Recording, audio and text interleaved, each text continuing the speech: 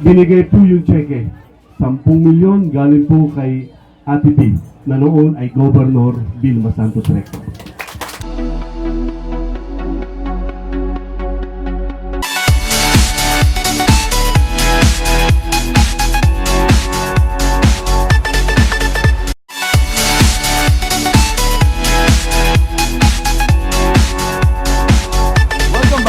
Bakas. Nandito naman tayo sa bagong vlog at syempre kasama ko na naman ang ating kapwa vloggers na wala pang video kahit isa.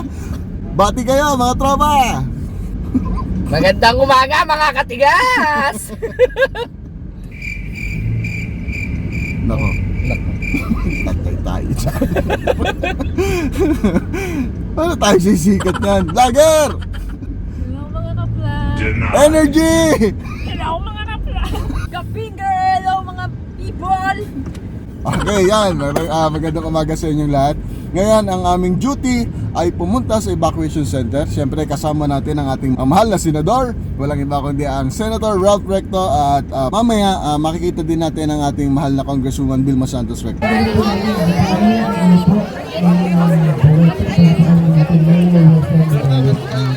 are you?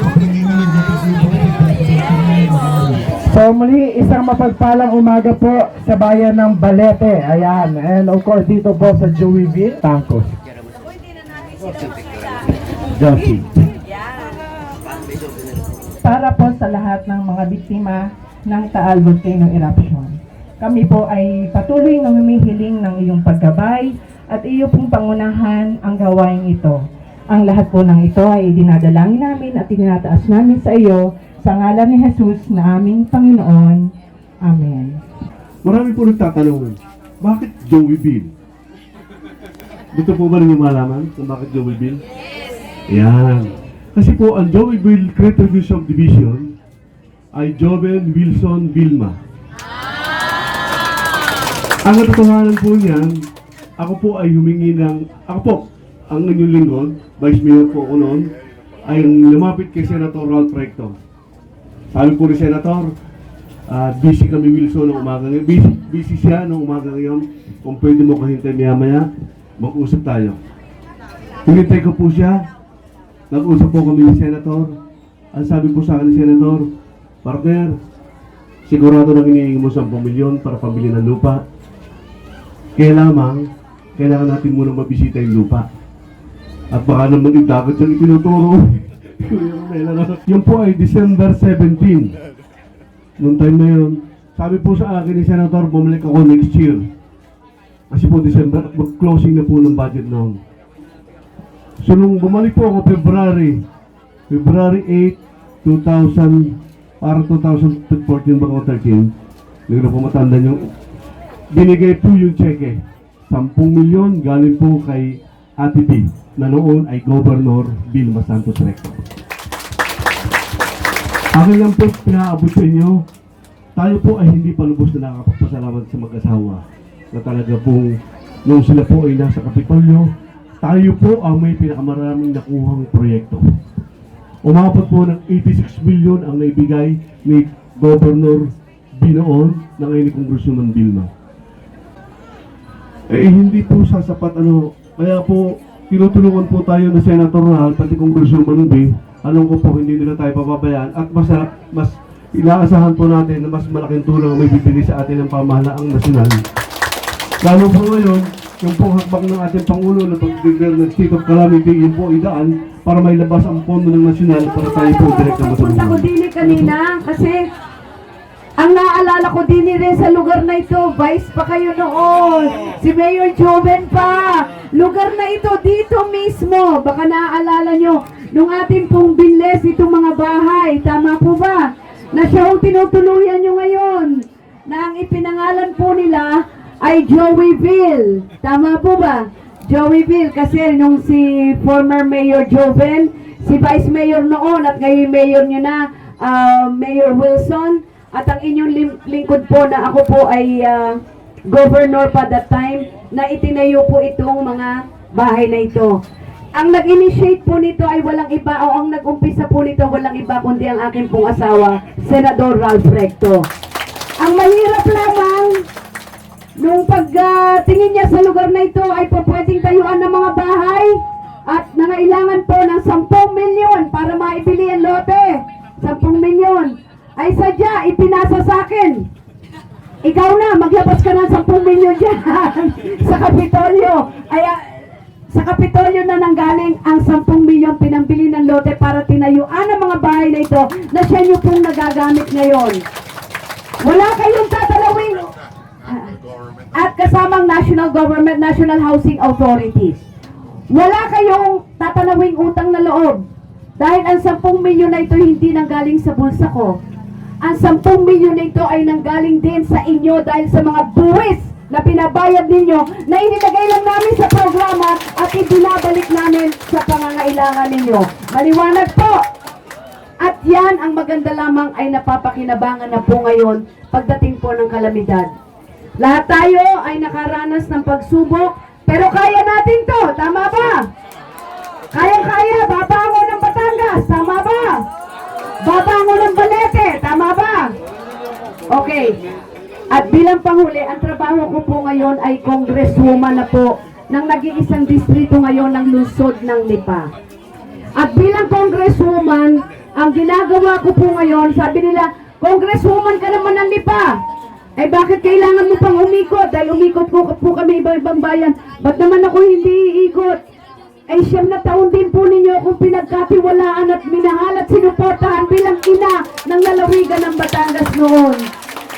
Obligasyon ko po at gusto ko po na maikot at makita ng direkta namin ni Senador sa aming direktang mga mata ano ba talagang nangyari sa ginawang pagsabog ng ating pong Taal Volcano. Kitang-kita po namin, Balete, Mayor, Vice, maswerte pa rin po kayo. Kaninang pagpasok ko din kitang-kita pa, berde pa ang inyong kapaligiran. Nung naikot kami sa ibang lugar, Agoncillo, sa Talisay, kulay gray na po ang mga lugar doon. Pero hindi ibig sabihin na tayo hindi magtutulungan para sabihin na darating ang araw na tayo po'y makakabawi. Bilang congresswoman, ang trabaho ko po ngayon, nagme-meeting kami sa Congress. Noong nakaraang Lunes, nag-meeting na naman po kami sa Kongreso sa pangunguna po ni Speaker at ni Congresswoman Loren Legarda. Anong pinagpupulungan po namin doon? Ito po ay ang tinatawag po na rehabilitation. Nire-rehabilitate na pagkatapos po ng pagsabog, ito na po ano mga dapat nating gawin, nasaan ang pondo para makabawi tayo. At yun po ang pinagpupulungan namin sa Kongreso sa tulong po ni Congresswoman Loren Legarda at ng iba't iba po nating mga congresswoman dito. Ang congresswoman po natin dito ay si Ate Maitet. Ang tawag ko kay Ate Maitet Collantes. Kasama po siya na nagpupulong kami. Anong ibig sabihin nito? Kailangan po hindi puro daldal ang nangyayari. Ang inaasikaso namin, kailan nyo i-release ang pondo para mapakinabangan na ng mga naging biktima ng pagputok ng Taal dito po sa lalawigan ng Batangas. Ito ho ay may kinalaman sa financial assistance, may kinalaman po sa DepEd, may kinalaman po sa housing, at may kinalaman din po sa pagkakaroon muli ng hanap buhay. Ito po ang inaayos namin ngayon sa Kongreso. Magmi-meeting na naman po kami sa susunod na linggo. Tandaan po ninyo, bilang congresswoman, kahit sa 6th District, kasama sila Ate Maitet, hindi kami bibitaw hanggat hindi tayo bumabalik sa dati. Kasama na ang inyong mga kabuhayan. Pero, bilang panghuli, hindi ibig sabihin ito'y bukas ay may resulta na. Tama ba? Ito ho ay may tinatawag na short term, medium term, and long term. At tayo ngayon ay nasa medium. Pagkatapos ng pagputok ng Taal, ito, bumabawi tayo. Meron pang long term. Yung long term, it will take a year or 2 para masabi natin babalik na tayong lahat sa dati. Pwede ba at kaya bang pagtulong-tulungan yon? Kaya po ba? Kaya natin bumangon. Basta ang importante, walang iwanan at sabay-sabay magtutulungan para makabawi ang ating pong lalawigan ng Batangas. Okay ba, Balete? Maraming salamat po. At hinihiling ko na lang po, Panghuli, wag ho tayong tumigil magdasal, nanay, tatay. Ipagdasal natin ngayon po ay alert level 2, tama po. Ay sadya na may nangiinis na naman, ay nausok-usok na naman. Pero palagay ko itatalunin siya ng ating panalangin para siya'y manahimik na at bumalik na tayo sa normal. Okay po ba? Magdadasal tayo ho! Noong mga panahon yun, si Vilma lumiligaw pa lang sa akin noon. Kaibigan ko na si Mayor Wilson. Pero napansin ba ninyo, napakapalad ang aking asawa. Tama ba niya? Teka muna, teka Nagbuha muna! ako sa sasakyan kanina. May babae lumapit sa akin, sabi sa akin, Senador, ang pogi-pogi mo pa rin. Teka muna, teka muna! Swerte naman ang asawa mo. Teka muna, teka muna! Sabi ko sa inyo, ang asawa ko huy talagang purong Batanggenyo. Tanong nyo kung bakit. Bakit po? Ay sadya naman, alam niya ang prinsipyo, mawala na ang yaman, wag lang ang yabang. Kaya ako'y natutuwa naman si Mayor Wilson. Nung araw na bumutok yung tal, pagkatapos ng 2 araw, nagpulong kaagad kami, January 14. Pumutok yung tal, January 12. January 14, kasama ko na lahat ng mayor sa Dalawigan ng Batangas. Nagpulong-pulong na kami, sabi namin, palagay ko, sasabihin ng pamahalaan, 14-kilometer danger zone, kailangan lumikas ang lahat ng tao. Sa gabing yun, nung umuwi si Mayor Wilson, nagumpisa na yung paglikas dito sa bayan ng Balete. Kami naman sa Lipa, nagpupulong kami ni Vice Mayor Mac Luwansing at ni Mayor Eric Africa. Pinaghahandaan na namin na alam namin mga taga Balete, saan pupunta? Didine, sa bayan ng Lipa. Tama ba ka? Maayos naman kayo nung pumunta kayo sa bayan ng Lipa. Naalagaan namin kayo na mabuti sa lungsod ng Lipa. Ha? Si Mayor Wilson naman ay tawag ng tawag din lagi. At sinasabi, Senador, bahala ka na sa mga kababayan natin dyan. Mapalad naman tayong lahat. Pagkatapos ng 2 linggo, hindi na pumutok yung taal. At lahat tayo nakauwi sa kanila sa ating mga tahanan. Tama ba ga? Ha? At sabi ko kay Mayor Wilson, yung taal hindi na puputok yan. Huwag kayo mag-alala. Isang butok lang yan. Senior citizen na yan. Nung Valentine Day, pag uwi namin ni B, pumutok ang taal. Alert level 5. Pero Pasensya na ako kayo, alam niyo naman ang asawa ko ay talagang leader yan, maginoong bastos. yan, medyo kapyan natin pala. Biro-biro lang. Ang gaganda ng ngiti ninyo. Ha? At least kayo ngayon, nakatawa na kayo. Nung butok yung dahil, mga 2 linggo, walang tumatawa. Tama ba ka? Kaya ngayon, kita niyo yung mga ngiti nyo. Labas na labas yung mga ngiti ninyo. Kahit yung mga bungi, kitang-kita. Ha? So, kaya kami nandito, simple lang. Sa totoo lang. Kidding aside, ha? Gusto namin makita ang kalagayan ninyo. At ako'y natutuwa na parang balik normal na tayo din eh. Pero alam ko marami sa inyo na wala ng hanap buhay din yung mga alaga ninyong hayop at kung ano-ano pa. May mga nasirang tahanan at kung ano-ano pa. Di ba? Kaya tayo nandito para makausap ko ni si Mayor kung ano pa ang pangangailangan ng bayan ng Balete ng ating mga kababayan din sa bayan ng Balete. At kami nandito rin para maghatid ng tulong. Mula't umpisa, ang aming sama ni Mayor Wilson, sabi niya noong una, naalala ba rin yun ng napakasama pang kalsada papunta din sa Balete. Hindi pa konkretong kalsada noon. Napakatagal, galing lungsod ng Lipa. Ngayon maayos na. Naging madali ang paglikas ninyo. Tama? Ha? Etong programa sa babahay natin din sa Balete. Gastos TV, isip naman namin ni Mayor Wilson. Gusto kong sabihin sa inyo na meron tayong dala dito, higit kumulang ang halaga, kulang-kulang mga 900,000 ang halaga ng mga goods na pamimigay natin sa inyo. No? Meron dyan mga delata, may corned beef, may sisig, pangbarek mamayang gabi. Ha? May pulutan, merong mga blanket, mga gamot, at kung ano-ano pa, marami pang iba. Ha?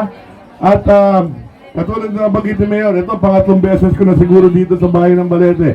At sana huwag kayong magsasawa sa akin dahil ako hindi naman magsasawa sa inyo. Magkakapit bahay lang tayo din tama? Taga Lipa kami. Kaya magpapakita tayo sa mata. Ha? Kung lang tayo pwede magkita sa mata, tama? Ha? So ulit, maraming salamat sa inyo. Maraming salamat kay Vice, kay Mayor Wilson, sa inyo lahat, sa ating mga kapulisan, sa ating Air Force, Lovely Ba Foundation, sa ating mga GIP, sa ating mga tapat, ulit, at sa lahat ng kapwa ko, Bilmanian dyan. Maraming salamat. Salamat. Ito, Presidente ng Bilman. Pero si Bilma naman, ang Presidente ng Recton yan. Ulit, magandang umaga. Mahal na mahal ko kayo lahat. Thank you very much. God bless all of you. Pumapasok yung sinasabi nilang donors fatigue. Siyempre habang tumatagal medyo napapagod na rin o hindi naman napapagod, siyempre meron na rin ibang tinutulungan yung dating mga tumulong. So bilang mga leaders din at kasama yung iba like ABS-CBN na handang tumulong at hanggang ngayon kabalikat namin ay hindi dapat huminto ito dahil hindi rin humihinto yung pangangailangan nila. So we are just here para to make sure na in spite of everything, they're still dapat maging komportable. At hanggang long term, dapat maibalik ang kabuhayan, bahay nila, at yun ang ginagawa namin bilang mga leaders. Ano pa po ang pwede nating i-expect na tulong na dadating? Yung pang long term na to, ito yung magkaroon na sila ng totoong bahay. Dito sa Balete, okay. But doon sa mga talisa, yung galing sa isla, wala pa sila talagang matutuluyan. And I think isang pinaka-importante dapat maibalik sa kanila yung kabuhayan talaga. At marami dito mga mangingista, pero hindi na sila pwedeng bumalik sa isla kasi permanent danger zone na yun. So, kailangan may alternatibo na kabuhayan na malapit sa alam nilang gawin. At yun ang pinagtutulong-tulungan namin with BFAR, with the Department of Agriculture, yung mga ganon. Makakatulong po ba na nag-declare na po ng state of calamity si Oh, President? may I take this opportunity also kasi malaking bagay yon na dineclare yung Calabarzon ay dineclare na ng yung state of calamity. Ibig sabihin may mga pondo na po pwedeng magamit at ma-release kagad para magamit ng mga nangangailangan o mga naging biktima ng Taal Volcano. Alright. Thank you po Thank you so much. very Thank you po. much.